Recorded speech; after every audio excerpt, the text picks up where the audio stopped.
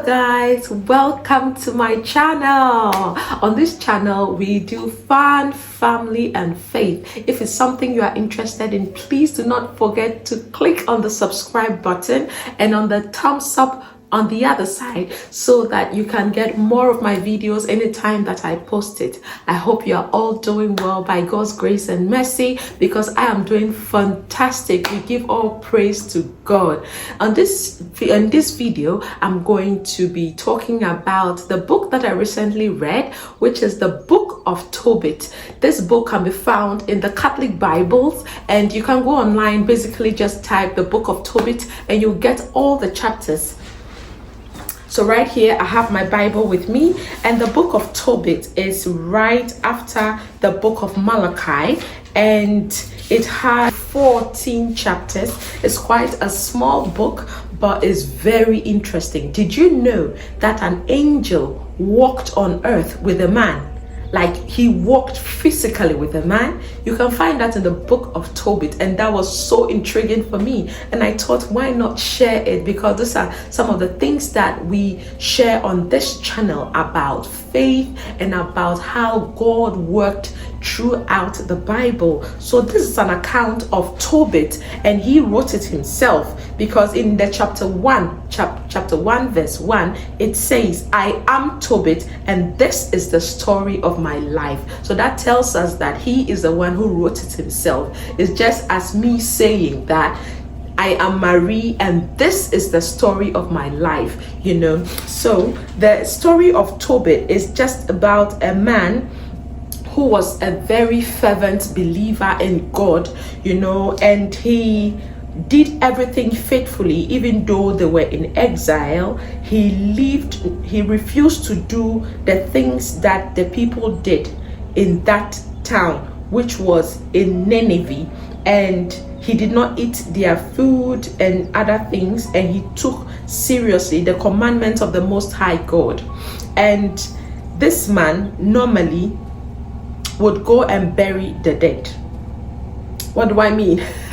When he hears that, because they were all in exile, okay, so whenever he hears that an Israelite has been killed and thrown away and left on the streets, you know, he goes quietly, picks them up and buries them, gives them an honorable burial, you know. And this was something honorable that he was doing, and it pleased God, and he was consistent with it.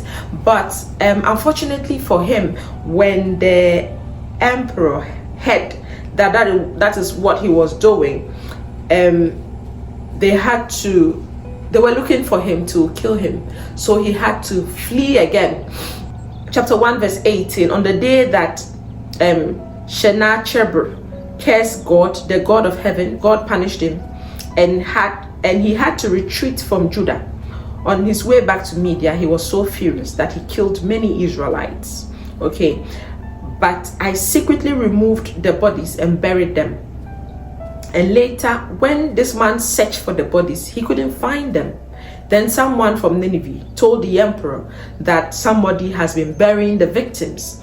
So as soon as I realized that the emperor knew all about me and that my life was in danger, I became frightened. So I ran away and hid everything everything I owned was seized and put in the royal treasury. My wife Anna and my son Tobias were all I had left. So when I returned home, I was reunited with my wife and my son. And then at the Harvest Festival, which was called the Festival of Weeks, I sat down at a delicious meal when we had so much to eat. And I said to my son, go out and find some fellow Jews, okay, who are living in poverty here in exile, and someone who takes God's commandments seriously. So he was not just helping anyone, but he was helping somebody who took God's command seriously. So you can still take God's command seriously and still be poor. We should take note of that. So he says, go out, find somebody who takes God's command seriously, but who is poor, in poverty, okay, so that the person can come and have a meal with us, because they had to celebrate a festival. So when his son went out, his son heard that there was an Israelite that has been killed, and the Israelite was thrown in the marketplace in the open. And knowing Tobit, when he heard this, he quickly ran and went to go and bury the dead, not knowing that that act that he did was a test and heaven was watching. So he quickly went to bury the dead, came back, washed his hands, and to come back to feast with his family. Then when people saw him do that, they said, hey, you, this man, it's because of this burying of the dead that the emperor in Nineveh wanted to kill you, and you ran away and came to hide here. As you have come here, you are still doing the same thing. You know, these are some of the people that discourage us along the way. As you are doing God's work, as you are doing your calling, you have a lot of people that are going to discourage you, but you should not be discouraged. You should continue on your path, because God is watching and he is the rewarder of all.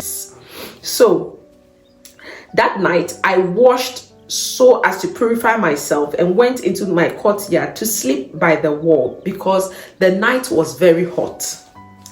So you know that they had some rituals. If you touch the dead, you have to purify yourself. You can find those in the book of Leviticus. If you read the book of Leviticus, you will see a lot of the rules and regulations that you're supposed to do if you touch a corpse and all of that. There are a lot of rules there. So this man, according to the law of Moses, was to purify himself first. You get me? So because the room was so hot, he decided to sleep by the wall outside, not knowing to him that there were some sparrows that also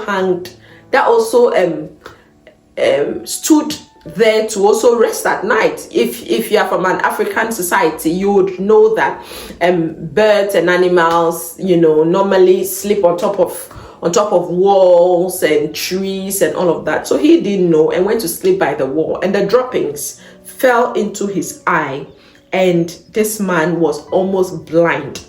He was almost blind, and the more they kept treating it, the more his eyes were deteriorating.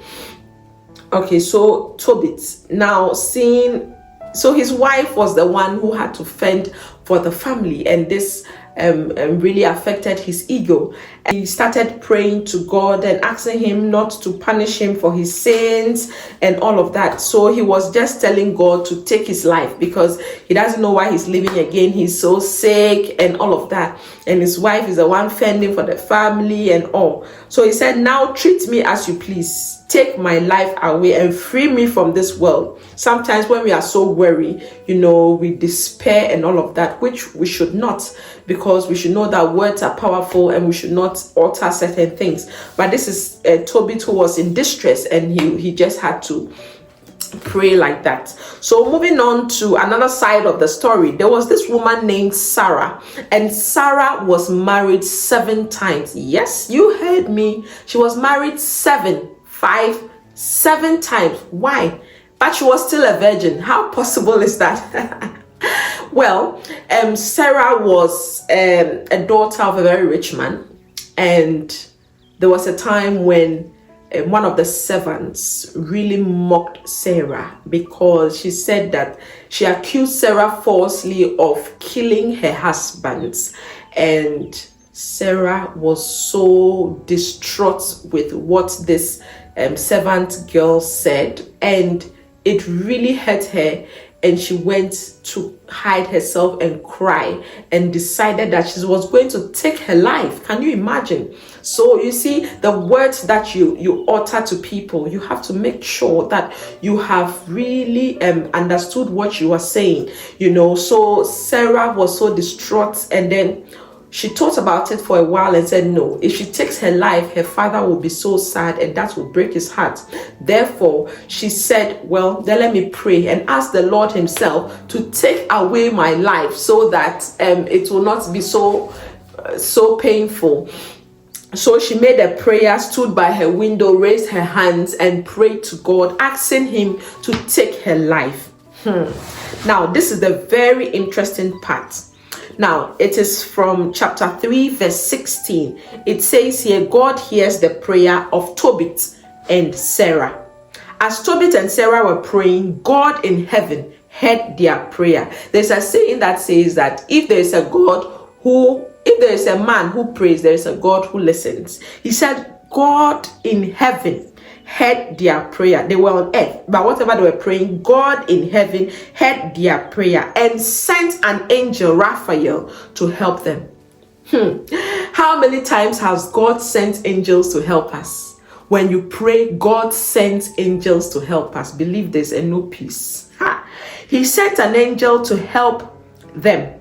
He was sent to remove the white film from Tobit's eyes so that he could see again, and to arrange a marriage between Sarah and Tobit's son Tobias. Can you imagine? Who, as her cousin, had the right to marry her.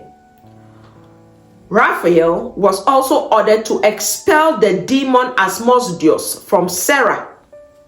At that very moment that Tobit went back into his house from the courtyard, Sarah, in her house in Ecbatana, was coming downstairs.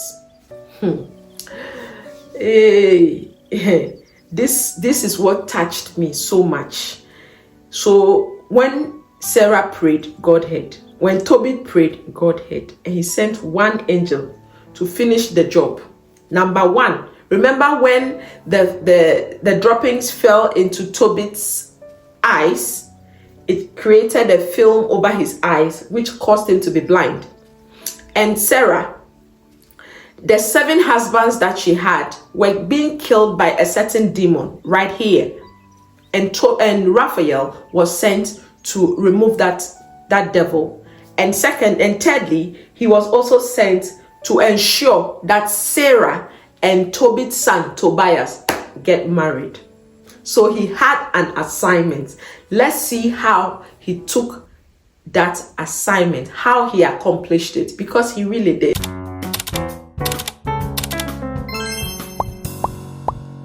The Lord bless us and keep us, and that may his word resonate in our hearts, in our actions, and in our minds. Thank you so much for watching, liking, sharing, subscribing. See you in the next one. Bye. Okay, let's go.